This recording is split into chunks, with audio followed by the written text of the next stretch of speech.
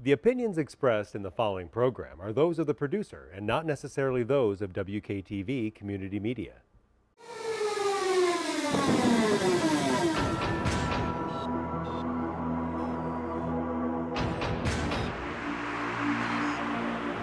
Welcome to GRASPP Beyond.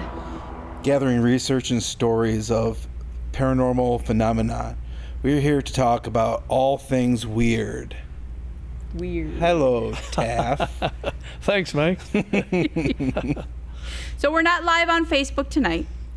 Unfortunately. We're having some technical difficulties, but you're going to be watching this later. And you can always send us some emails at grasppbeyond@grasp.org. And I'm going to spell that out for you because it's really long. GRASPPBEYOND at graspp.org. So you can always send us an email if you've got a burning question about our show tonight. Normally, we are live on Facebook every first Wednesday of the month at 7 p.m. You can find us at GRASPP Paranormal Investigations on Facebook. You can join us live when we are live, and you can ask your burning questions on the show. So we are your hosts tonight, Mike Man-Squatch Powers. And Kathy, Vengeful Hippie Clark. And today our topic is all wet. What the heck does that have to do with paranormal, you wonder? We are glad we now have your brain awake. We would like to welcome our Welsh water wrangler, Raymond Taffy Williams, tonight to help us make the connection between water and the paranormal.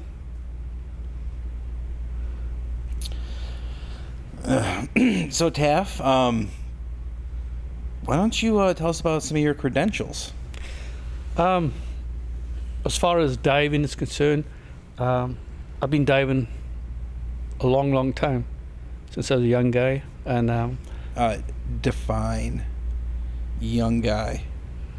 What, like 10, 20 years? No. When I was in my early 20s, I became a scuba instructor, a PADI, open water scuba instructor. And, I went to France, to Cairns, La Boca. It's a college for PADI diving. And that was in back in the day, when it was new to Europe in a way. But back in the day, BSAC, British Tobacco Club, was like the only known entity as far as, setting the standards. And then PADI, Professional Association of Diving Instructors, came over from the States over to Europe. And they were very few and far between. And the reason for it was so quick to learn to dive with the PADI system. With BZAC, before you could even put the regulator in your mouth, it would take about 3 months. But with PADI, you'd go to the class and there's possibility you could do it the same night, which really attracted people like me. And so that's how I became an instructor. But how I learned to dive is a totally different story, and I wouldn't advise anybody to do it this way. Back again when I was a young guy, my brother and a close friend, Steve, we were spelunkers, cavers. We went into caves and stuff like that, and we'd spend hours and hours, sometimes a few days in the caves, and where I was from in Wales, because I'm Welsh, I'm not English. I'm British, but I'm Welsh. Hence the Welsh water wrangler. Hence the Welsh water wrangler. You mark me with that tonight, guys. But yeah, I'm Welsh, and I've lost a lot of my accent, as you can tell. No. Yeah, believe me. I know. I've actually seen some Welsh language, and it's just like all consonants. There's like no vowels whatsoever. Yeah, but we're Americans, and we don't know the difference. You don't know the difference anyway. Yeah, 'cause we dumb. Yeah. But anyway, so like I said, I grew up in the valleys of Wales, and I've always been an adventurer, and caving or spelunking was one of those things that we did. And one day we went into this little cave in the Swansea Valley called Little Neath River Cave, and it's one of these caves. I don't know if I could squeeze in there now anymore, but it was a tiny little hole on the side of a river that the river actually flowed past, but a lot of the river went into this little entrance, and Yeah, no. anyway, so I remember squeezing in, and wow, got inside, a few twists and turns into this huge cavern, and it was phenomenal. Well, we'd go there every weekend because it went on for miles, this place, but at the end of the day, or at the end of our traveling through this tunnel, we'd always end up at a stagnant pool, and that was our turnaround point to come back. Now one day we were sitting down at the pool, and all of a sudden bubbles and lights came up, like, holy mackerels, these guys popped out of the water, oh my gosh. What? Yeah, No. they were divers, they were cavers, but they actually had all the gear, and they went under the water, and they came up, and wow, it was just amazing. So, we picked their brains, and but the following week we'd acquired some bootleg scuba tanks and some regulators and stuff, and weights and all sorts of stuff, So that was it for me. We went back the following week and dragged this stuff into the cave, and I jumped in this shallow pool, which looked about 4 foot, but it turned out to be about 12. Oh. And I went boom straight down to the bottom, and I walked across the bottom. It's funny, and anyway, I managed to go under this cave, under this overhang, and I came up on the other side, and that was it. I was hooked. I had to be a scuba diver. So then we went in search of training, and I ended up finding a PADI facility, the only one in Wales at the time. And I went there, and I asked him how long it would take before I could put the regulator in, and he told me, well, we have a class starting tonight, you'll be using it tonight. Sign me up. So that's what I did, and from there, I took to it like a fish to water, and it just went from there, and so I became a diving instructor, and after that, the world opened up for me, and I traveled the world working as a underwater cameraman, a scuba instructor, so and I did a lot of traveling, got signed up by TV companies to be a cameraman, which was my dream, and that happened by accident as well, Life's a big adventure, and it's just phenomenal how things opened up for me. I was working in Grand Cayman in the West Indies, and National Geographic came down to film this place called Stingray City, and it was a time when the weather wasn't the best, and people were drinking at the bar at night. Not that I did much of that, but At least one of not that any you're going to admit to, right? yeah, one of the cameramen on the crew I was taken out there the next day. Didn't feel the best, and so anyway, he couldn't function. So I took the camera and I went in the water and I filmed this stuff, and they loved it, and so that opened doors up for me, Wow. And from there I met some amazing people that also liked my filming and opened up new horizons for me, Wow. And it led me to travel around the world, Australia, Red Sea, everywhere, on filming assignments for different, actors and stuff like that. And I ended up working with a fantastic guy. He's a great friend of mine now, David Jason, a British actor, and he was the one who inspired me to, make a career out of it, because he saw the stuff that I did, and he asked me would I be interested in working on a dive series with him. Of course I said yes. And so I did, and we went around the world, and we had some amazing dives, you know, and that's pretty much.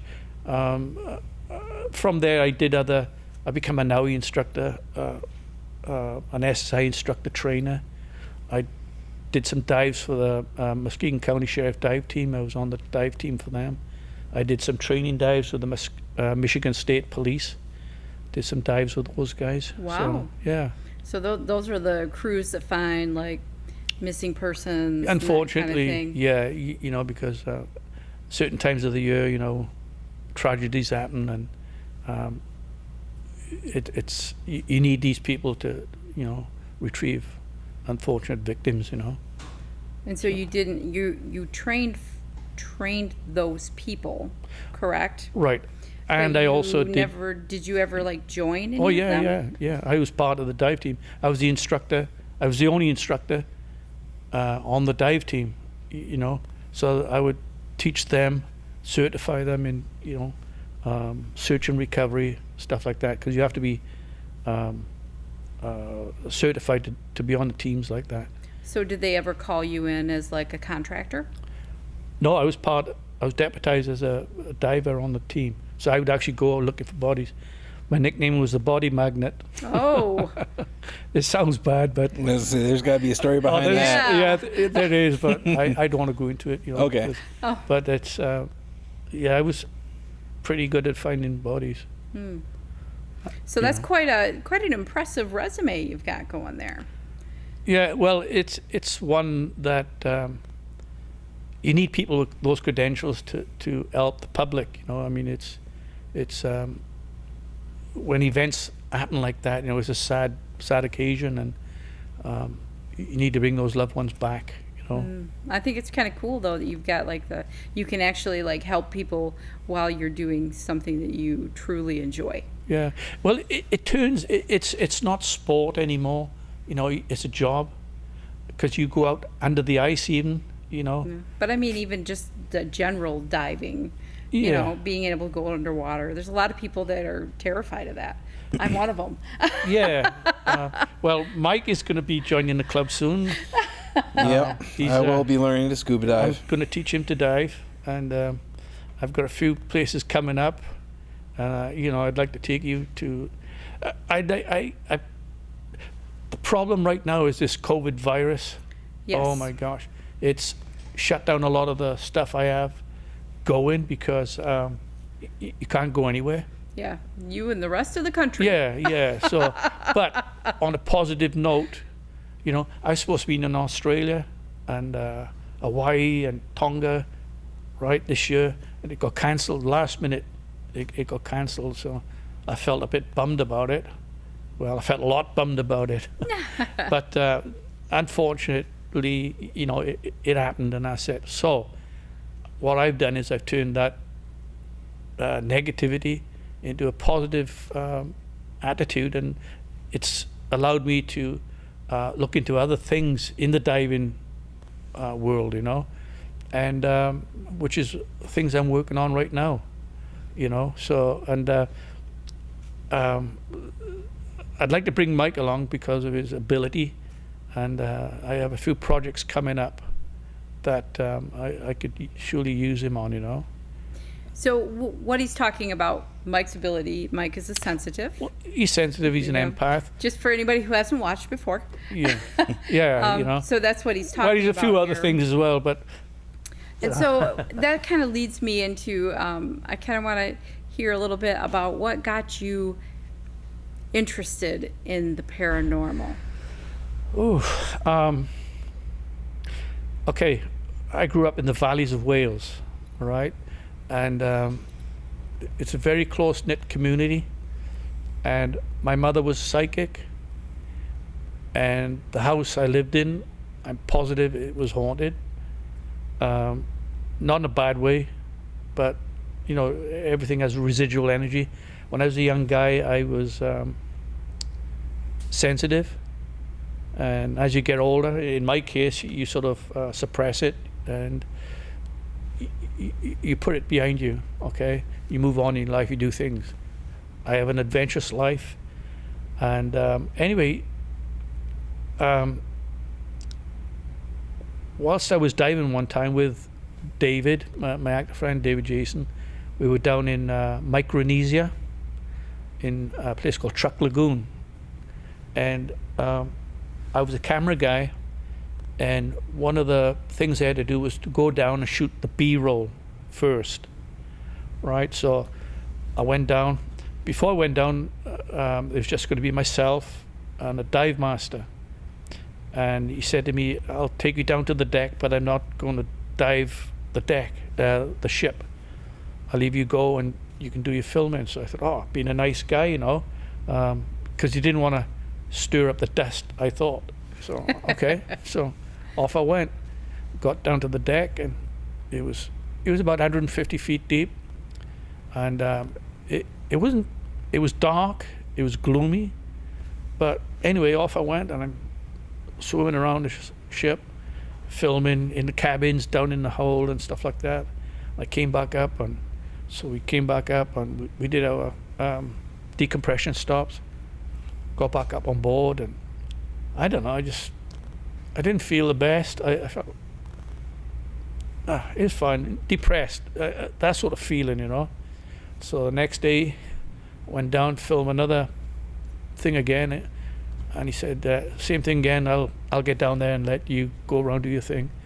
Well, came up, same thing, same scenario again, you know. I was like, oh. So anyway, we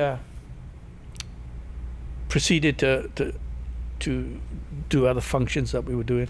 The next day, David had to go down with me. So we go down, and we go down onto the boat, and we swim around and stuff like that. And David's a bit of a clown underwater. He really is, you know. But anyway, we're having some fun, and we're going around, and I see this thing this white thing in a silt. So I go like this, and I pick it up, and I look at it. I thought, oh my God! And he goes, so, oh, so I put it back. Oh no! It turned out it was the top of somebody's skull. And what, you know, and the thing was, these ships that we were on were Japanese freighters and ships from the Second World War that got bombed by the Americans. They were trapped in the lagoon, and thousands of Japanese sailors perished there, you know. Since the war, Japan were allowed to retrieve a lot of the bodies, but there's still hundreds of bodies in there, you know. And So it's kind of like Pearl Harbor then. Yeah, exactly. So this was top this guy's head, and I, you know, set it back.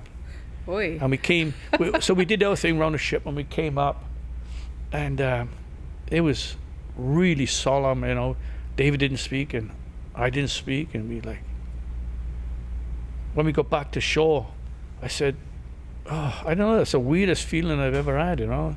And he said, yeah, same as me, I feel really sad, and here we are in a beautiful place, you know. I said, so then I said to the dive master, hey, how often you dive that? Do you go around the ship? He said, no, I won't go on the ship. I'll take you to the deck, but I won't swim around the wreck. I said, why? He said, because it's haunted. I went, what? He said, it's haunted. We believe it's haunted. I said, you're kidding me. He goes, no. He said, I did it one time, and I saw something, and I'll never swim around that ship. I'll take you to the deck, and that's it. But he wouldn't tell me what he saw or what he felt. And he said to me, you sensed it, right? I went, yeah, I did. I felt something, you know. So then that made me think, you know, this is why I came to GRASPP. So years later, you know, I mean, I've had these other experiences like that on other dives and things like that. And when the opportunity came to join up a GRASPP, you know, and I, you know, met you guys, you know, I started asking questions, and then, you know, you told me about residual energy, not only in buildings, but anywhere. It could be anywhere. Mm-hmm. And water is a phenomenal carrier of energy, you know. Yes. So why couldn't a wreck be containing energies, you know, residual energy, you know? And I believe now, after several things, even in caves, I've been in certain caves, where people have died, and you get the hair go up on back of your neck, prickles, and like, ooh, something doesn't feel right, you know. So now I've decided I'm going to be looking more and more into that aspect of diving, you know, traveling. Hence, Mike, you know, I want to get him certified and in the water with me and help me out, you know, on some of the dives. I'm looking into the Great Lakes as well right now, because I can't go anywhere else right now till the COVID is done. Yeah, you're actually in an excellent state to do as this it turns kind of out. thing. And I met somebody online who's given me so much information, amazing stuff, things that I never even thought about. Last week I was up in the UP, and I walked the beaches and stuff like that. I came across 3 grave markers, you know, headstones on the beach. And where were you at? That was at Whitefish Point. Whitefish Point, which is in the UP. Yeah. Like at the top. Yeah. And so I couldn't get into the museum because it was closed because of the virus. Because of the virus. But I have been in there before, so you know, I know that. But anyway, I met somebody up there and said, yeah, those markers are actually 3 of the crew members of the Edmund Fitzgerald that sunk right off the shore there, you know. And you know, they've left them there, and they put the markers on the beach as, you know, in memoriam of them, you know. And the guy said to me, there's other markers on the beach, you know, where back in the day, you know, the weather was so treacherous up there, and it's not the easiest place to get to. That people were buried where they found, you know, they drag them off the beach, dig a hole, and Just kick them right on Yep. in. put them in a hole, and Well, and that that's it. happened all along the Great Lakes, Yeah, well, not that's just what Superior. yeah. So And I found out, you know, that somebody found bones, human bones and stuff, and that possibly, you know, a lot of these areas that are inaccessible to, you know, people because there's no roads, and you know, you got to go through the woods and stuff to get to them. Probably bodies are washed up and they've just, you know, rotted out on the beaches and stuff, you know. Yep. So they're there and they covered and washed in, washed out. I went up to GRASPP Point. Okay, somebody in the GRASPP group told me to go to GRASPP Point if I got a chance, so I did. which GRASPP has been to GRASPP Oh. Point, so you know, But they didn't tell me. they didn't give you any warning. They didn't We're give not any going to tell you warning. that part. Oh yeah. That was the best part for us. Yeah, we well, enjoyed the heck so out I'm of that. coming up and heading towards Whitefish Point, you know, as you do, and all of a sudden I saw the sign, GRASPP Point, this way. So I turned and I head down. I stopped and I think, should I head there first or should I go up to Whitefish Point? No, I'll go. So I proceeded, and about 200 yards later, the blacktop changed into asphalt, into just crushed dirt. you Now, know? to be fair, Connie did warn you it was a logging road. Oh, I didn't hear that part. so anyway, I said, okay, I'm driving. It was smooth, you know, not bad for about a mile. Well, I'm committed now, and then it started getting bumpy and turny, and you know, holes in the. Oh my gosh! And I was committed, so I got over halfway, and still saw a sign 12 more miles. You know, like, oh. So eventually I get there, you know, and I'm not really happy about it, but I get there and I talked to the lighthouse keeper. They were great people. They Yeah. really were. And I talked to them, and we had a wonderful time. And they told me about the graves that had washed out to where the pylons were. And because these unfortunate sailors were buried on the beach, and then some bad storms had come in and washed them out to where those pylons were. And you know, I was going to scuba dive it, but it would have meant I'd have to walk back to my car, you know, kit up, come back down to the beach, and I didn't feel right in doing it at that time. So I did an interview with a couple, and I got that on video, which is going to go on the Fish and Chips fish and ships series that I'm going to be working on. Which we're going to talk about that in just a few minutes here. So anyway, I filmed that, and eventually I got out and I ended up in Whitefish Point, where I proceeded to do some filming and meet some people and talk, finding those grave markers, memorials to them and stuff. A fascinating place, really is. And I've been told about some paranormal people who went up there, authors that have done some writing on it. Mm-hmm. But man, I've got so much respect for anybody who can live and work up in that area, especially in the winter. You're isolated. Now, when we went up to Chris Point and did our investigation, it was a 3-night investigation. And while we didn't catch a whole lot that we could actually call evidence on recordings, personal experiences there were crazy. We kept hearing voices where the old cemetery was. Well, it's very spiritual. I mean, because you're by the water, and Lake Superior is like the biggest inland lake that exists. Yeah. So, well, in our area anyway. I don't know about anywhere else, because I'm American and I don't care about anyone else. No, I'm just kidding. But that's kind of our viewpoint. Us Americans got to stay together. But yeah, Lake Superior Lake Superior is one of the largest inland lakes, and so it's got a lot of energy. We're talking about the energy, and all these, you've got all the graves along there, and then you've got people who have just perished from just being out in the wild up there, not knowing where they're at. And exactly. There's just all kinds of just really incredible energy going on up there. Right. So yeah, you were in a really good, interesting spot to, film and just kind of get some good vibes.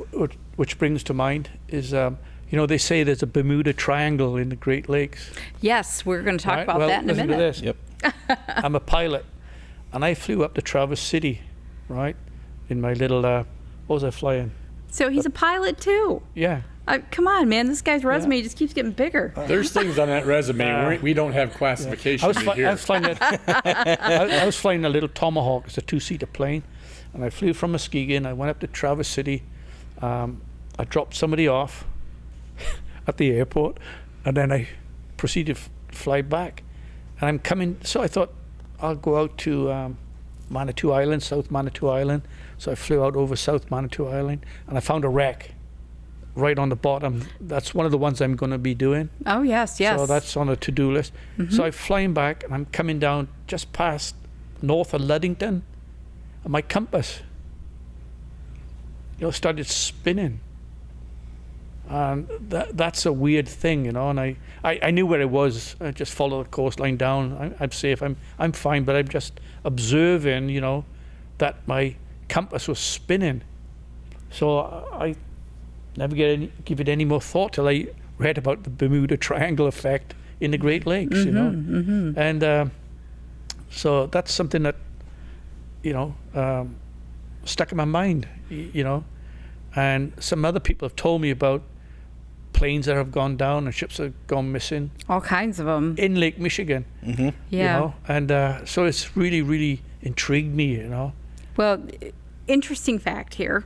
I actually did a little bit of research on the Great Lakes shipwrecks, and they boast 6,000 wrecks in the Great Lakes total, at least, that they know about. Right. 6,000 shipwrecks.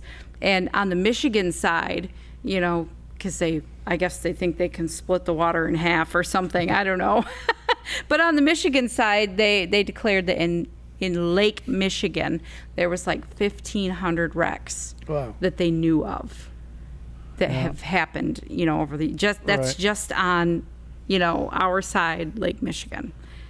So I thought that was kind of crazy, which actually led me to where I found those facts. And that's, I don't know if you've been to the DNR website. No. But the DNR has let me look it up here because I had to write it down. It's called the Michigan Shipwrecks Public Web App and Story Map. Okay. So it's actually an interactive GIS map. If anybody's familiar with GIS, a lot of people use it to look at their properties and stuff in their own townships.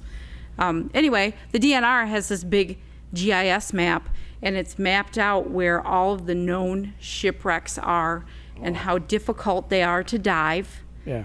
And I mean, it's got this cool story, and they talk about, you know, the ship and how it went down and what year it was and how many people they lost. And I mean, it's got like this huge fact thing.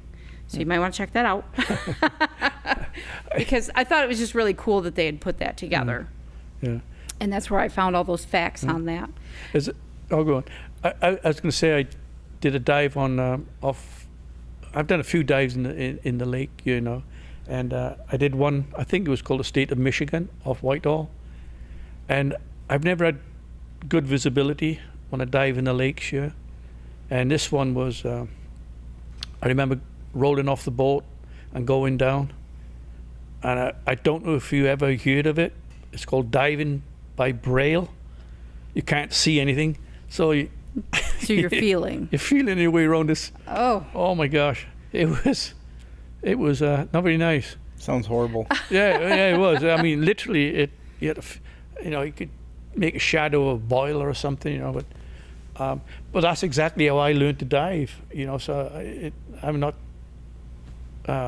frightened of stuff like that. It's just you got to be careful. That's all. But I mean, now, so you dive in conditions like that, then you go to other countries like the Caribbean or the West Indies, Hawaii or a place like that where it's crystal clear. That's real diving, and I prefer the real dive now, you know. So in 2015, we actually had that in the Great Lakes, where it was so clear that even Yes. from the sky they could take pictures and they could actually see all the shipwrecks and stuff, which is when they ran those pictures Right. that they did for the DNR. Is that right? That was caused by the zebra mussels? There was something to do with weather conditions. Oh, okay. So we had a really cold year. Yeah, oh, and yeah, I think we had multiple days that were below zero, and so everything was just really clear and really still. We didn't have a lot of Movement. heavy winds Yeah. and stuff coming in. And so Right. it was just one of those weird years. I believe that They- was also the year that the lake froze over the most, which would Yes, it cause had the less most shipping ice. and stuff like that. And so the DNR did a flyover, and they were like, wow, we're getting some great pictures. So they did a full flyover, and that's where they pulled a lot of their map pictures from. Right. So, yeah, Yeah, I it does know- happen once in a while. Yeah. Well, I know that when these zebra mussels made their way into the lake, it filtered a lot of the, I don't know what you call it, the The sediment. debris. Yeah, sediment. They filled it out, and so it actually cleared the water out a lot. Yeah. You know, but I think they've more or less died back out now. They went through a period of time where they were everywhere. I saw them, you know, and you drop something in the water, you know, in a few days, weeks, they were packed on there, you Yeah. know, zebra mussels. They came from, I don't know, Africa or somewhere. Yeah. Well, it was probably one of those perfect weather conditions, Yeah. perfect conditions for them to grow, Yeah. that kind Yeah. of thing. So, So it filtered out the lakes anyway, you know. and as for the Lake Michigan Triangle, that Yeah. actually runs from Benton Harbor up to Ludington and then out to Manitowoc. Manitowoc. Yeah, Manitowoc, I don't know how you Yeah. pronounce it, over in Wisconsin. So that, interesting enough, that's where like a majority of the shipwrecks are Yeah. in Michigan. Yeah.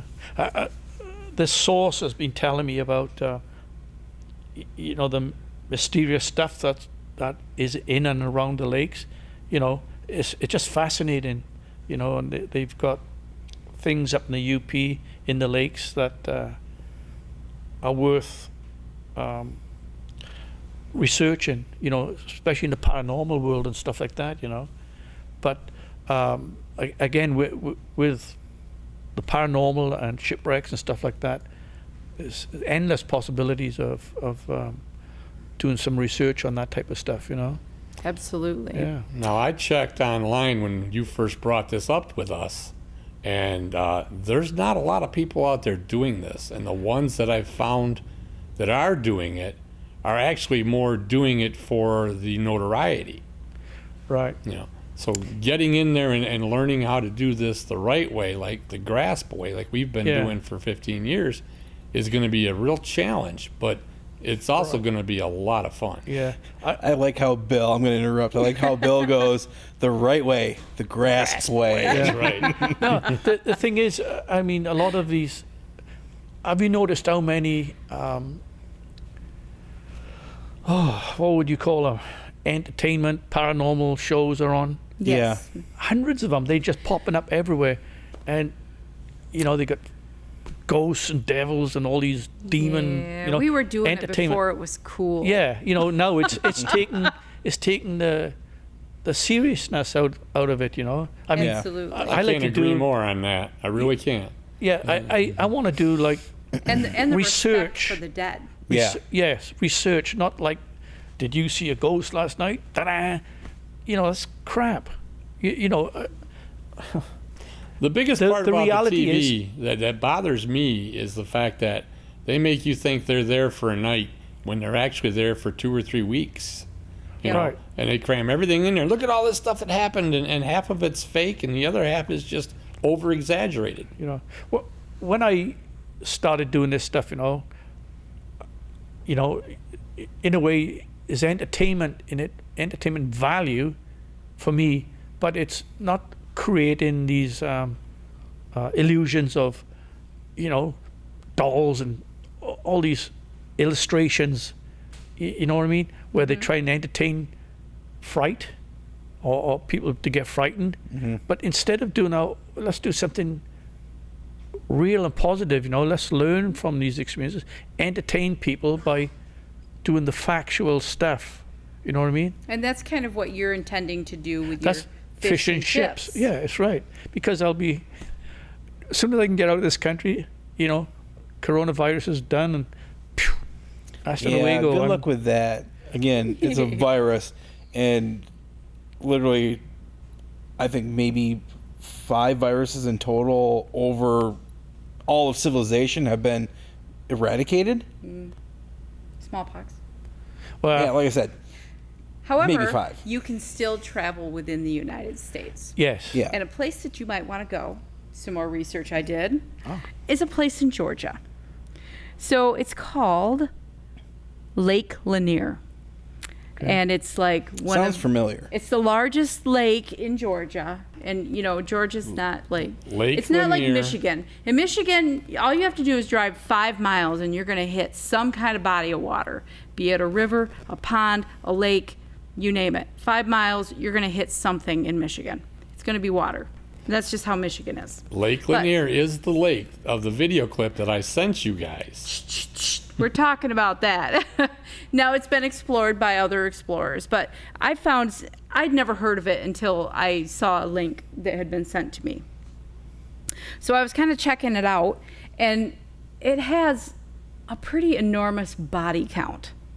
I was really surprised. It was actually a lake that was created by the Army Corps of Engineers in 1957. Okay.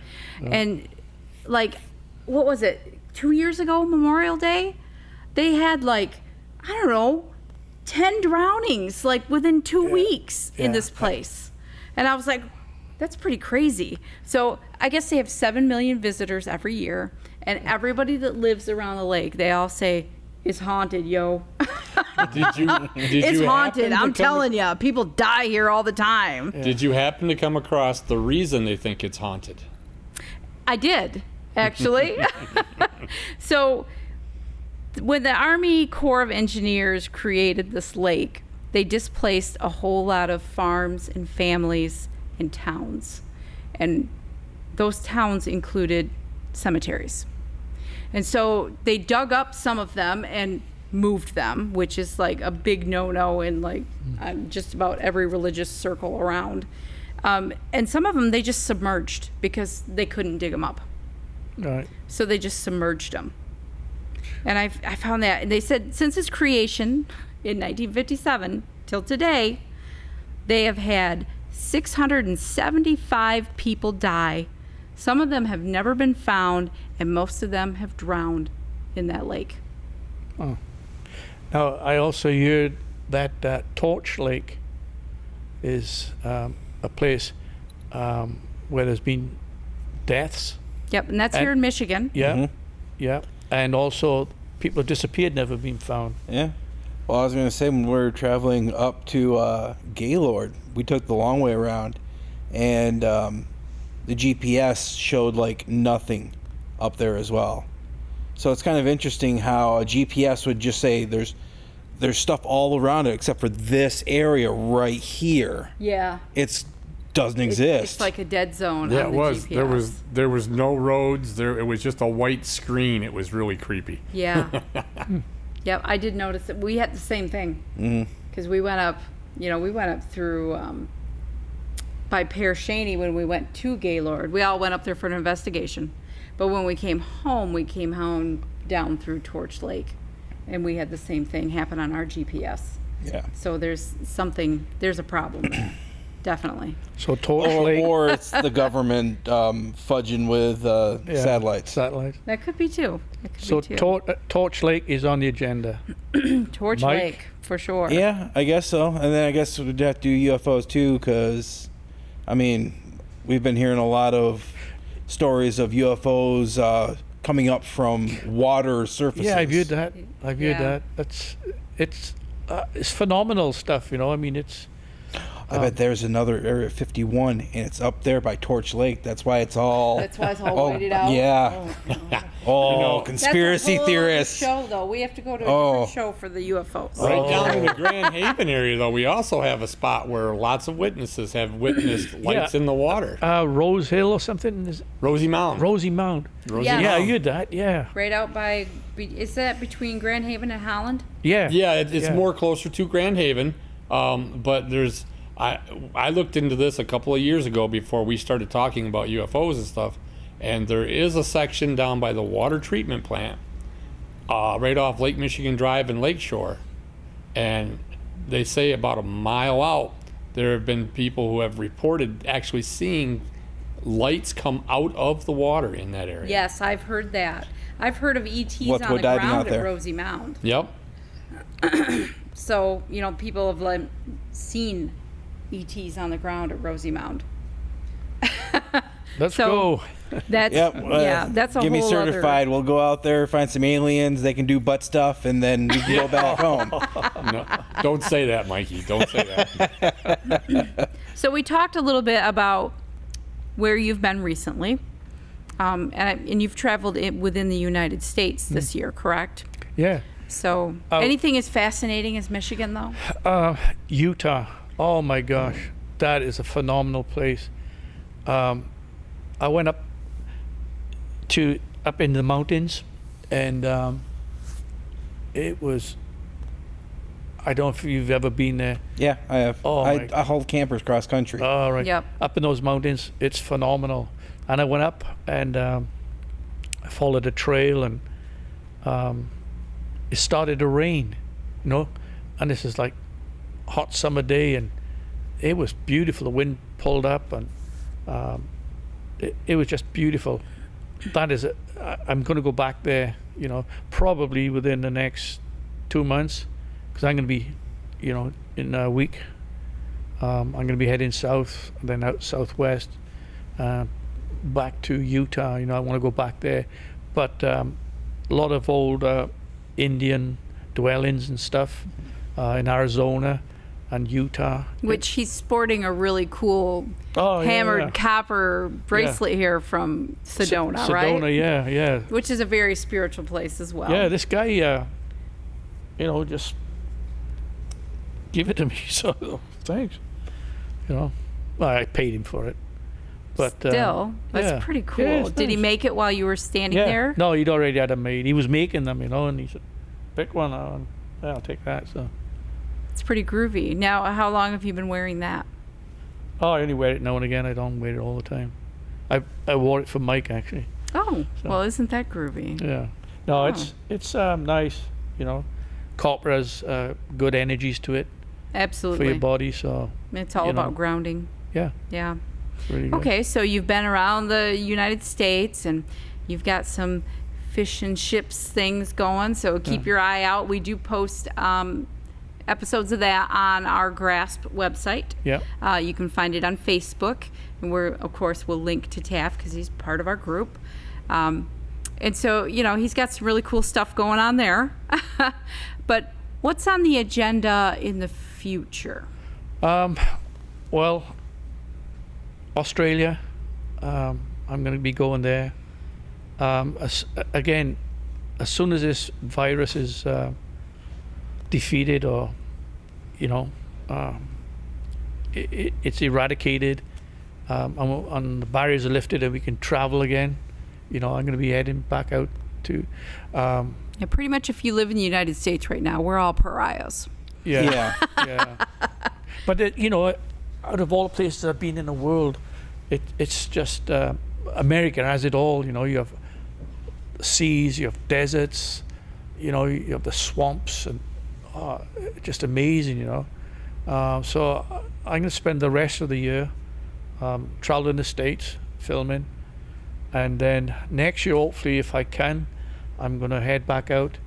Like I said, to Australia and Fiji and Hawaii and places like that. I've been there before and it's just beautiful. But I'd be happy if they say, well, you can't travel anywhere anymore. I'm content with. There's so much to see here. It's phenomenal. Utah. I jumped in one of the streams in the mountains. Holy mackerel! It's cold up there in the Wow. mountains. It's cold, but they fast flowing. Yeah.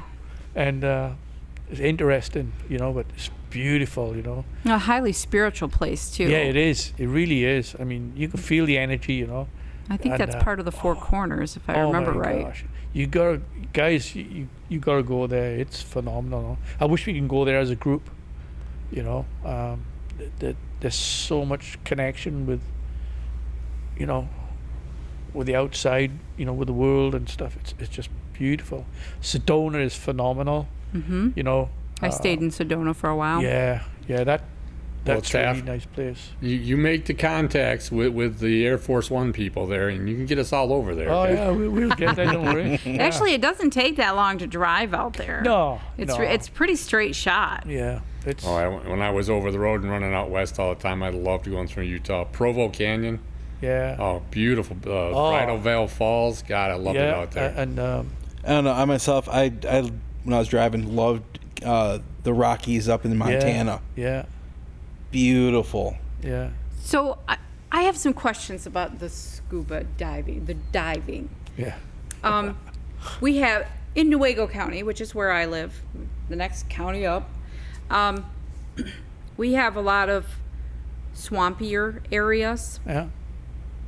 And we have a lot of like Indian mounds and stuff. And I actually have found, I work for a county government and I look at a GIS map every day. Right. So I actually found some Indian mounds that are not like, they have not been marked by Michigan State University, which is generally who would come up and mark those things. Right. However, it's surrounded by a large body of water. Yeah. It's a very swampy water. Now, is that something that you or anyone can dive to kind of like take a look around and see what's Well, underneath? Yeah. You need to be trained to do that sort of stuff. You're not going to see much. You probably, again, diving by braille. It's like when I was working with the police here, you're looking for bodies and stuff. You go in the inland lakes, there's a lot of silt, number one. And when a body goes down, they don't sit on top, they'll sink into the silt. Mm-hmm. So you're going to be, feeling around and, pulling things up. And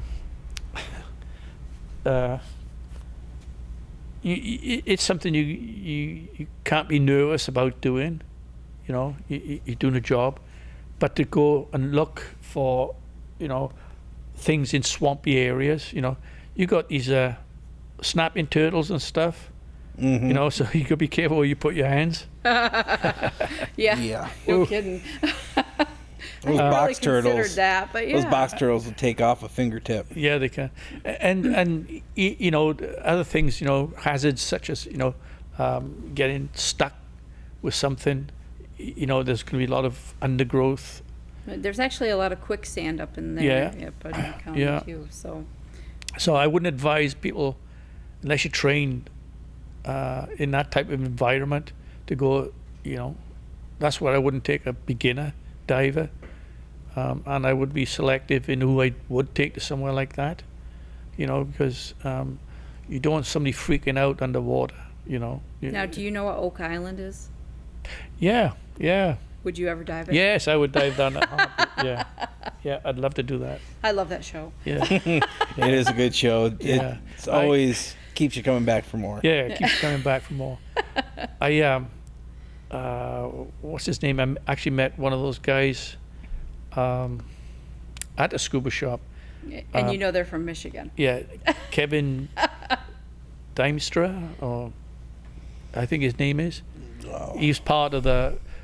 He was looking for the Confederate gold. Yeah, that's a different show, the Confederate Yeah. Gold. Yeah. Yeah, But they have a Oak tie-in- Island is Yeah, the but- lost treasure of the Templars. Yeah. Yeah. It's the two brothers from That's right. Traverse City. Well, they're also involved in this Confederate gold as well. Yep. Yeah, they went to Marty to get funding for their Yeah. for Well, their I met show. one of those guys off there, and I give him a card. So if he's ever looking for a good underwater cameraman, I'm the guy. Well, they've had a couple divers go down there. And Yeah. they're I don't know. It seems like when of course, we're talking about a show, so Yeah. they edit a lot of stuff out, Yeah. and I know that. But they always seem like they're kind of weird and standoffish, and the majority of them don't seem to want to go back down. Yeah. I found that very fascinating. That could be the lure, sort of like to get you to watch more, to make it a mystique. Right, Well, I right. got no doubt, though, looking at the visibility in the water, probably is no visibility. Right. I saw where they went down that tunnel or well. Yeah, that scary tunnel. Yeah, so, you're feeling your way around, Now they did do a paranormal investigation on that island too, and that's something I would be interested in getting Oh, I back didn't up know to. I don't think I saw that. I don't think I saw it either. I'd be They- interested in that. I'd They- be interested in that, too. So, aside from the skull, have you found anything else while you were diving that really surprised you?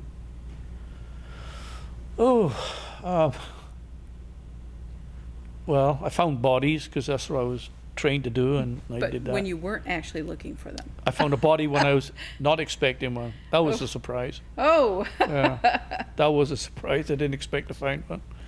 have you found any unique treasures that you can talk about?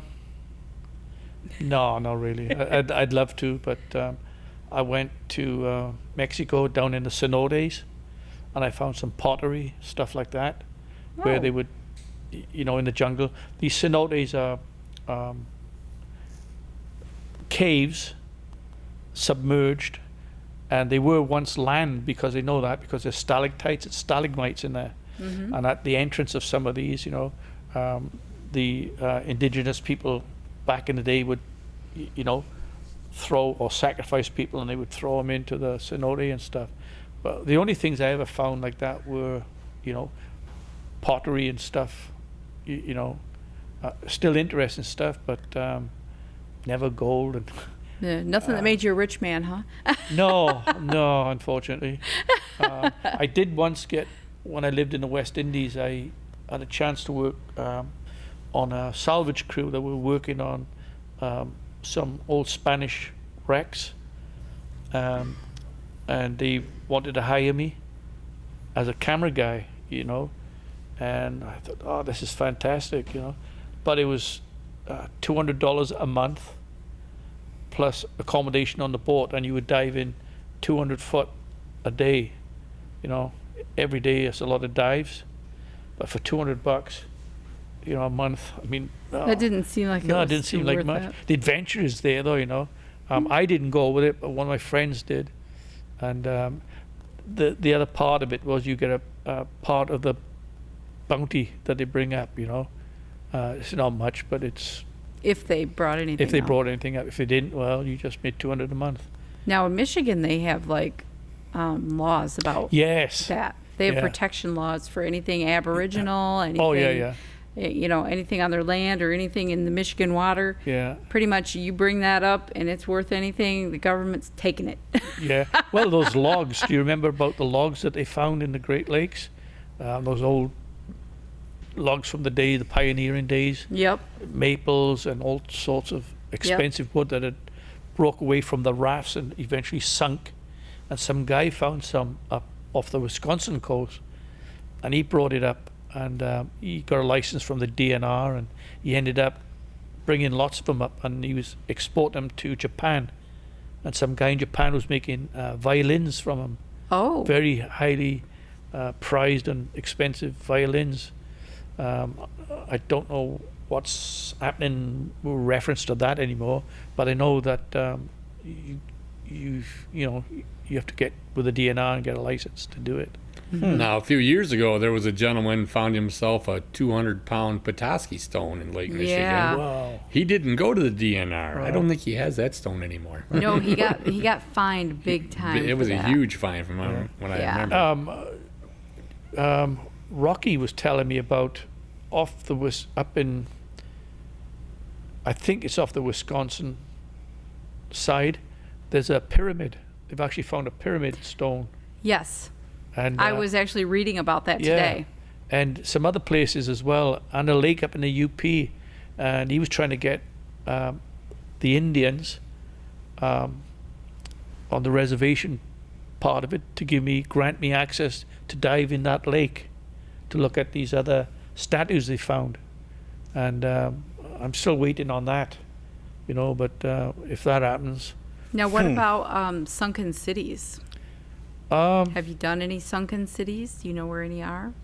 Well, up in Newaygo, at the dam there's supposed to be a town under there, isn't there? Yeah, but we knew that was sunken. Yeah. I tell you where I did go. The Bahamas. And I was flying back from the Bahamas to Florida, and I remember looking out of the plane, and I saw, I think it's called the Bahama Road. It's these stones. Oh, yeah. And from above, oh my gosh, it's dead nuts straight. These huge blocks. And I was off one of the islands there, diving, and I got to one or two of them, but underwater I had no idea what it was. Oh. But when we flew back to Florida, I remember looking down and seeing a straight line, and I read something, I forgot what it was all about, but it was believed, that it was an old ancient civilization that had these blocks and buildings and temples and stuff, Wow. Yeah, that Amazing. was Bimini Road. Bimini Road, that's Bimini it, Road, yes, yeah. that was Yeah. it. And they also have, recently they discovered one under Lake Huron, an entire, Structure or something. built civilization. It had all kinds of structures, and it looked like an entire village. Oh, yeah. And yeah. it's under Lake Huron. Wow. So they're they've got it, of course, all roped off right now. Yeah. You can't get down there, but Yeah. So we have a Stonehenge, a we pyramid, do have a Stonehenge. Yes. a sunken city. Yeah. Yeah. Oh, and- I'm and sure there's way more under there. Didn't you say that was it you who found an old ancient elk trail where the Indians would put the stones in a row and the elk would follow it? No. Oh no, No, that was Rocky. That was Rocky. And that's over by Saginaw, actually. Yeah. That's a pretty popular spot. Yeah. And they've got, what do they call them? Hieroglyphs are written on them, yeah, yeah. And they've yeah. got some up in the UP, too. Right. That match, if I remember right. The Newberry tablets. Oh, There yeah. you go. Yeah. So, I was up there and I was trying to locate that Viking copper nugget, huge piece of copper that they believe that the Vikings had mined. that would be up in the Keweenaw. Is it Yeah. So you would have to go up. further up again? Yeah. Now, when you were up in Copper Harbor, did you have any experiences over there? No. I didn't stay long enough. Oh, okay. Yeah. No, I was excited actually to get to Mackinac Mackinac is a great place. Oh my and gosh! when you're talking about paranormal, it's not just about the shipwrecks and ghosts. I mean, you got fairies on that island. I walked through those woods. I walked around it. It's like 8.5 miles walk around. Mm-hmm. And then I walked over the top and I went up to the little Fort Holmes on top. Then you have Fort Mackinac. And I must have walked 30 miles. I'm not exaggerating, And it was amazing. You got to do it. Oh, yeah. Did you ever... I went to the arch. Did you get to see the 3 only rusted out car bodies on the island? No. Yeah, one of the cars has been actually taken over by fairies. It's a fairy's nest. But yeah, there's 3 rusted out cars on the I island. gotta see that. Yep. Yeah, Wow. the only cars I think that's No, the emergency vehicles are allowed on the right, island. But they, I mean, like But yeah, these were private cars. yeah. They're like nah, unless you're Vice President Pence or something, I guess. But Yeah, it's an amazing place. It really is. that ain't none of my business. So it was beautiful. yeah. One day there isn't long enough. Nope. I'm gonna go back, and I've had a lot You know of. what? How about we work on? I'll talk with Todd, and we'll try getting up there in October at some point. Oh, awesome! Yeah, we should do that.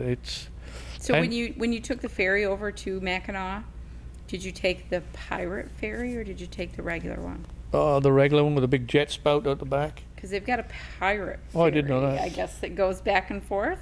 You Oh. can actually rent it for you can rent it for parties Parties? and Oh. stuff, I guess. Yeah, So I heard. I Yeah. don't know. I haven't been up there, but yeah, I'm gonna check that out then. yeah. I went Yeah. from St. Ignace. Oh, you went from Yeah. yeah, I think it goes from Mackinac City to Yeah. Mackinac. Yeah. So Yeah, I've never traveled up to Ignace to Yeah. come to the island. I always Go stop from right up. at Mackinac City. Yeah. And, Well, of course, though, too, I do it because Connie wants fudge.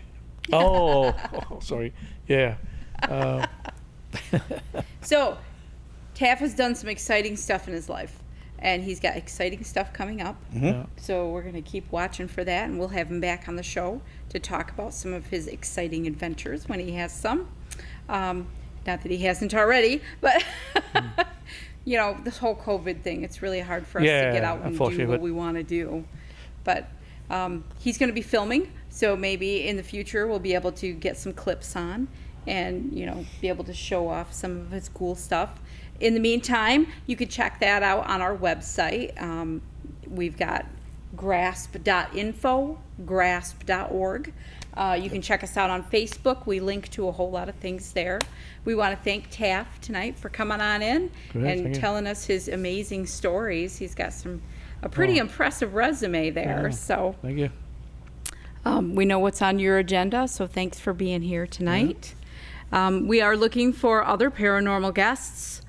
You can find us on the web, like I said. You can send us an email at graspbeyond@grasp.org.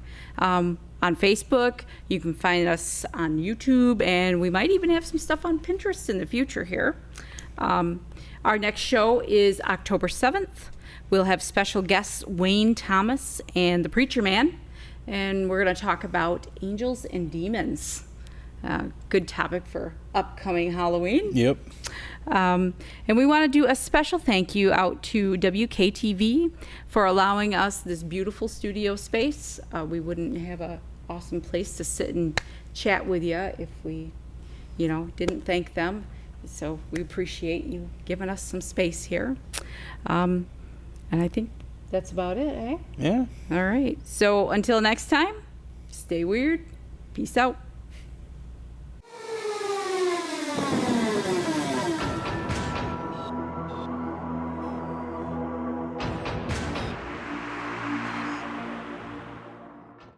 The opinions expressed in the preceding program are those of the producer and not necessarily those of WKTV Community Media.